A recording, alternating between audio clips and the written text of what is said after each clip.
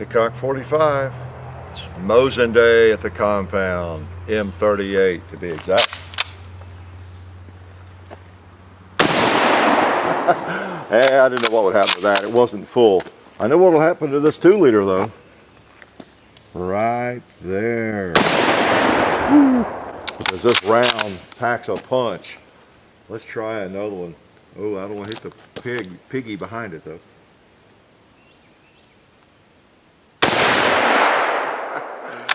Oh, we've got a couple left. I see a pot. Let's try to put the last one on the red plate. Okay, I haven't shot this much, but we will see where it goes. Oh, felt good. We'll get you. Yeah, Hickok 45. Got a model 48 or 38, excuse me. Mosin Nagant, otherwise known as all sorts of things, right? Mosin Nagants, and we just call them the Mosin in Tennessee typically, and Kentucky, who knows what they call them up there, but we just usually refer to them as a Mosin, and get over it if it bothers you, sorry. But there's lots of them around, and this is one I've not had, the actual model 38. Eat that. I like carbines. I like smaller firearms, and you know, this is great. I mean, the full length 9130 is a great rifle, of course, but these are better. Let's put it over here and just put it side by side. Of course, I've got some extenders on both of these, but you know, for those who don't know, the 9130, the classic that's been around so long, that so many people have, is a little longer. You know, they got this cut down to about a 20-inch barrel, and in 38 they decided they needed some in a shorter barrel, and this is what they came up with. The 30, it wasn't in production until 39, I believe, but it was just produced from 39 to 44, 45, long in there, and you know, mainly during the war years, and it's fairly it's more collectible than some of the other models because there weren't as many of them. Most of them were made at, here we go again, pronunciation, Ishvik, you know, however you want to say that. Most of them were made there. A few were made in Tula, and those are more collectible. So if you really are a student of the Mosin, first of all, you probably pronounce it different, and you know all sorts of things I don't know. I know enough to be dangerous. The ones that are the primary models, and have 3 of them now. Wouldn't mind having an M44. They're kind of neat, you know, with the side bayonet. And that's really, as far as appearance sake, practical differences, the biggest difference between the 38 and the 44. If you've seen the 44, I know you have the bayonet that folds down here. This actually has a 44 stock on it. You can see the little cutout where the blade, you know, rests in there so you don't stick yourself on the end of the bayonet. And most of these Mosins were refurbished. And excuse me, people in Kentucky, I know you don't know what refurb means, but that's just kidding. That's what was done with most of these, you know, new varnish job and polishing and everything. And so some of the 38s ended up with a 44 stock, or I think even during the production some of that happened maybe. The stocks are essentially the same, and once they started making the 44, I think they quit making the 38 basically. And but the stocks are pretty much interchangeable.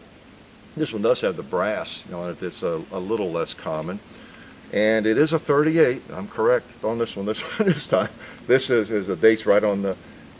It's 1942, and that was during the time period when it was made. So, yeah, cool little guns. This one, and I like the 9130. It's fine gun. This one is the 9159, which is a 9130 just cut down. And you've seen the video on that, I hope. They're very similar, very similar. The difference is this one was not cut down to be a carbine. And it was made this way. And the sight's a little different, shorter sight and some things. But it is designed to be a Model 38. It's designed to be a carbine. It wasn't cut down from another one. But that 9159 really is a good shooter. So, and this one seems to be. I've taken a few shots with it, and I've actually been popping the red plate. Now I probably won't hit it today in the video, but the sights seem to be pretty close on. as best I can tell. So let's take a couple more shots with it. These are interesting rifles. They are they're plentiful, and they're not too expensive. I do prefer a Mauser, if you know, a Swedish Mauser, a German Mauser, almost any kind of Mauser, a Krag. There are lots of bolt action, Enfield bolt guns that I place above these. I know that's sacrilegious talk for some of you, but these are interesting guns. They're very simple, and they tend to work. They're not expensive. The ammo is, at least today, as I speak, not too awfully expensive. And so there's just a lot going for them, and they're historical pieces. So let's just throw some historical lead over here at something. My sleeve caught in it. Let me try to hit that red plate before it gets too hot.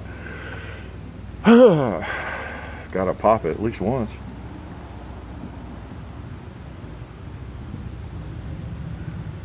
There we go. See, the sights seem to be pretty much right on. Let's try this, to really test the sights, let's try the 2 liter.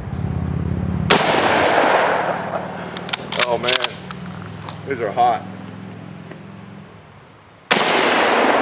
I cut him down. I knew I was low on that one. Oh, before I forget, now we got a real challenge. We got our paper target here. You know, we like to, post some of these. So, all right, now I'm gonna take careful aim and try to get it in the black. This is going to be a challenge.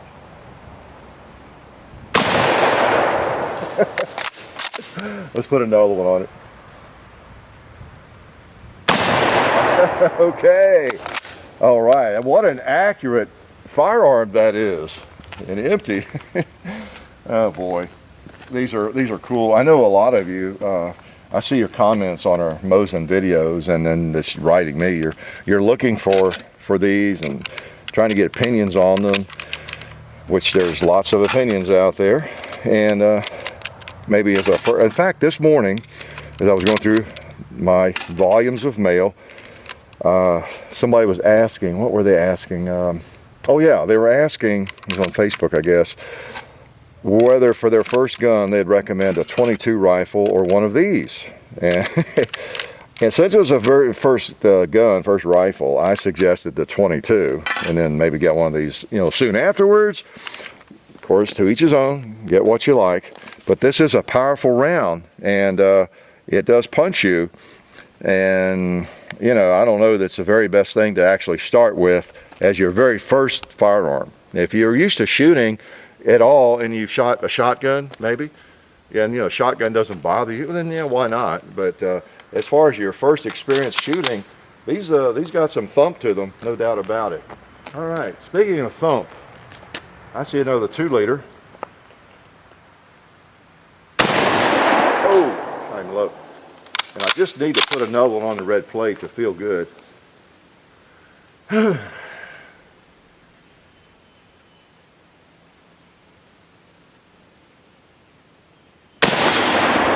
I feel good. I feel good.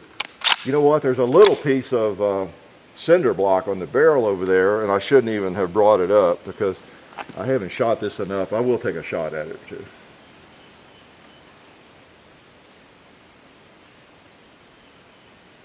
Oh, I think that was actually close.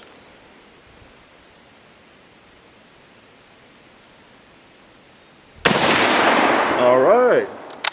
Glad I brought it up. And guess what? We have a semi-large jug of water here.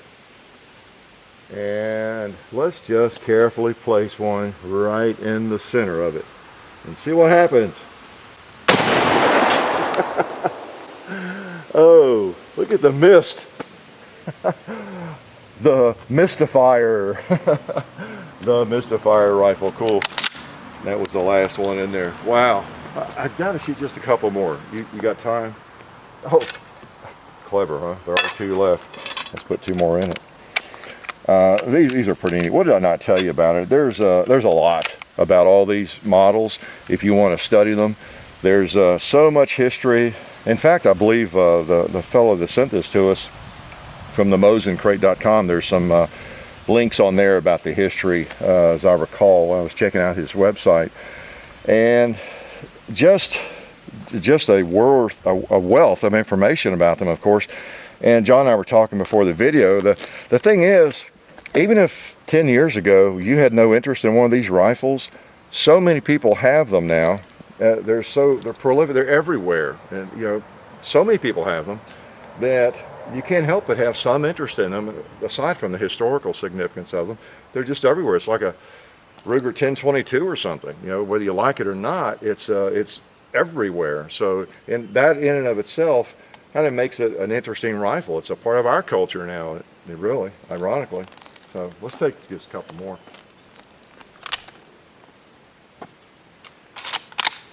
Big old 7.62 by 51R, again, which stands for rimmed now, not Russian. It's got a rim on it, you noticed. Well, let's try the plate once more.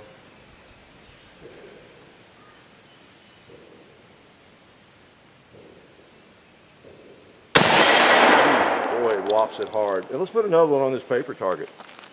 I mean, that's kind of lame just having, what, 2 on there? All right.